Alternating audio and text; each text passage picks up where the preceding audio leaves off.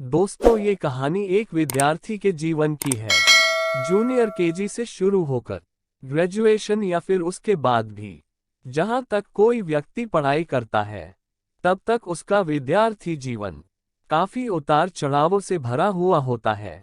इस सफर के दौरान कभी खुशियों की बौछार होती है, तो कभी दुख के बादल छा जाते हैं। आज की कहानी ऐसे ही एक स्टूडेंट के संघर्ष के बारे में है, जो काफी प्रेरणात्मक है। अश्विन एक गरीब परिवार का बेटा था। परिवार में कोई भी सदस्य ज्यादा पढ़ा लिखा नहीं था, इसलिए गरीबी का उनके परिवार पर हावी होना लाजमी था। समय के साथ अश्विन के माँ बाप ये बात समझ गए थे कि लाख मेहनत कर लो, अगर आप पढ़ना लिखना नहीं जानते तो आप किसी भी काम में ज्यादा तरक्की नहीं कर सकते, और तरक्की नहीं तो पैसे नहीं, और बिना पैसों के जीवन गरीबी में ही बीतेगा।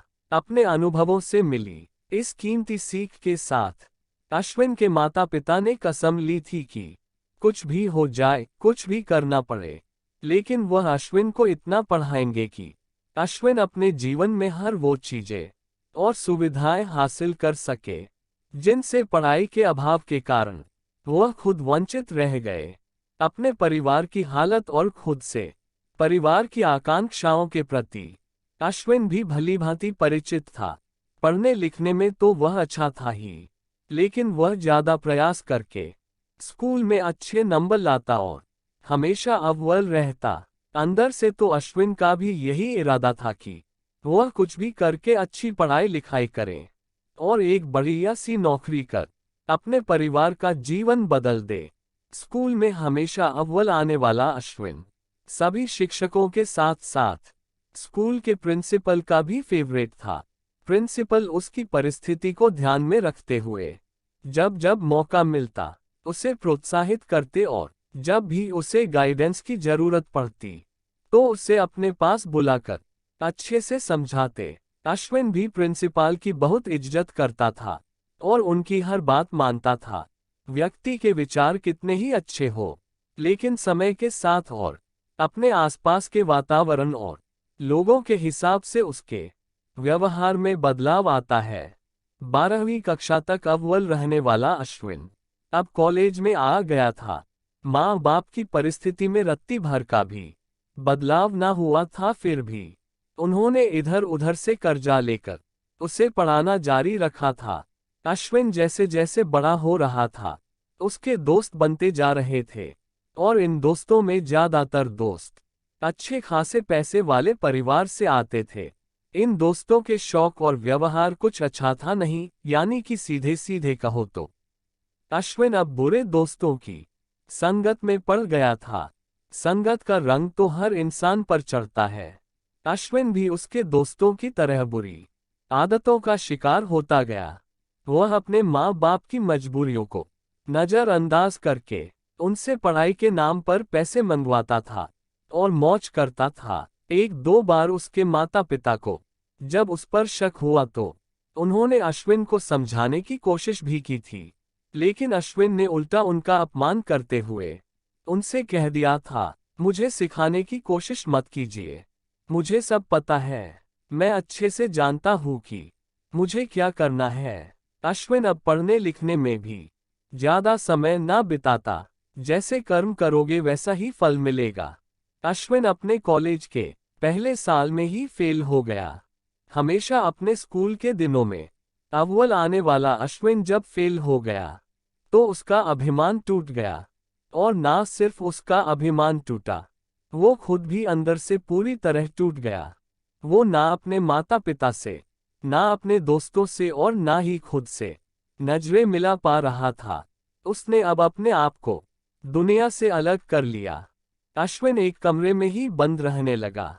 वो ना बाहर निकलता, ना किसी से मिलता, ना अब कॉलेज जाता। अश्विन के माता पिता को लगा था कि थोड़ा समय बीतने के बाद धीरे धीरे अश्विन नॉर्मल हो जाएगा, लेकिन ऐसा नहीं हुआ। 2 महीने बीत गए, लेकिन अश्विन अभी भी घर से बाहर ना निकलता। तब उन्हें अश्विन की चिंता होने लगी। अश्विन के माता पिता ने काफी सोचने के बाद अश्विन के लिए कुछ करने का फैसला किया। अश्विन के पापा ने ये खबर अश्विन के स्कूल के प्रिंसिपल तक पहुंचा दी ताकि वह अश्विन को समझा सके। प्रिंसिपल ने एक दिन अश्विन को अपने पास उनसे मिलने के लिए बुलाया। हालांकि अश्विन अब किसी भी व्यक्ति से मिलने में इंटरेस्टेड नहीं था, लेकिन वह प्रिंसिपल की बात कभी नहीं ठुकराता था। बेमन से ही सही अश्विन प्रिंसिपल से मिलने के लिए उनके घर पर चला गया। अश्विन जब प्रिंसिपल के पास पहुंचा तो प्रिंसिपल अपने घर के आंगन में अंगीठी के पास बैठे थे। प्रिंसिपल ने अश्विन को अपने पास बैठने के लिए कहा। प्रिंसिपल ने अश्विन से उसके हाल चाल पूछे, लेकिन अश्विन ने कोई जवाब नहीं दिया। प्रिंसिपल समझ गया कि अश्विन कुछ भी बात करना नहीं चाहता, इसलिए उन्होंने आगे कुछ नहीं पूछा। 15 से 20 मिनट तक दोनों में कुछ भी बात नहीं हुई और वह दोनों ऐसे ही अंगीठी के पास बैठे रहे। कुछ सोचने के बाद प्रिंसिपल ने अंगीठी से एक जलता हुआ कोयला निकाला और उसे मिट्टी में फेंक दिया। मिट्टी में पड़ा कोयला थोड़ी देर जलता रहा और बाद में पूरी तरह बुझ गया। अश्विन प्रिंसिपल की यह हरकत बड़े कौतूहल से देख रहा था। उससे रहा नहीं गया और उसने प्रिंसिपल से बोला, सर आपने ये क्या किया? कोयला अच्छा खासा अंगीठी में जल रहा था, आपने उसे बाहर मिट्टी में फेंककर जाया कर दिया। प्रिंसिपल ने उस बुझे हुए कोयले को फिर से उठाया और वापस अंगीठी में रख दिया। थोड़ी ही देर में वो कोयला फिर से जलने लगा। तब प्रिंसिपल ने अश्विन से कहा, देखा, मैंने भी तुम्हें यही समझाने के लिए यहाँ बुलाया है। तुम भी अंगीठी का वही कोयला हो जो पहले अच्छे से जल रहा था, लेकिन बाद में मिट्टी के संगत में आने से बुझ गया। अब तुम्हें फिर से अंगीठी यानी पुरानी जगह वापस आना पड़ेगा और बस फिर तुम्हें फिर से रोशन होने से कोई नहीं रोक सकता। अश्विन प्रिंसिपल की बात अच्छे से समझ गया।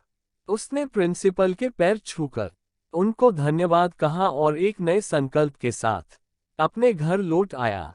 अश्विन के माता पिता भी अश्विन में आया ये सकारात्मक बदलाव देखकर काफी खुश हुए। अपने सभी गलत संगतियों से दूर अश्विन अब फिर से वही पहले वाला मेहनती अश्विन बन गया और अगले साल उसी कॉलेज में जहां वो फेल हुआ था अच्छे गुणों से पास हुआ। दोस्तों, जीवन एक नदी की तरह है। इसमें सुख के ज्वार आते हैं तो दैख के भार भी आते हैं, लेकिन चाहे जीवन में जो भी हो, हमें भी निरंतर बहती नदी की तरह आगे बढ़ते रहना चाहिए। फेल होने में, गिरने में और कहीं पर रुक जाने में कोई बुराई नहीं है। बुराई है फिर से आगे बढ़ने का इरादा छोड़ देने में। दोस्तों, आपको इस कहानी से क्या सीख मिली हमें कमेंट करके बताएं। वीडियो को लाइक कीजिए और ऐसी ही कहानियों के लिए हमारे चैनल को सब्सक्राइब कीजिए।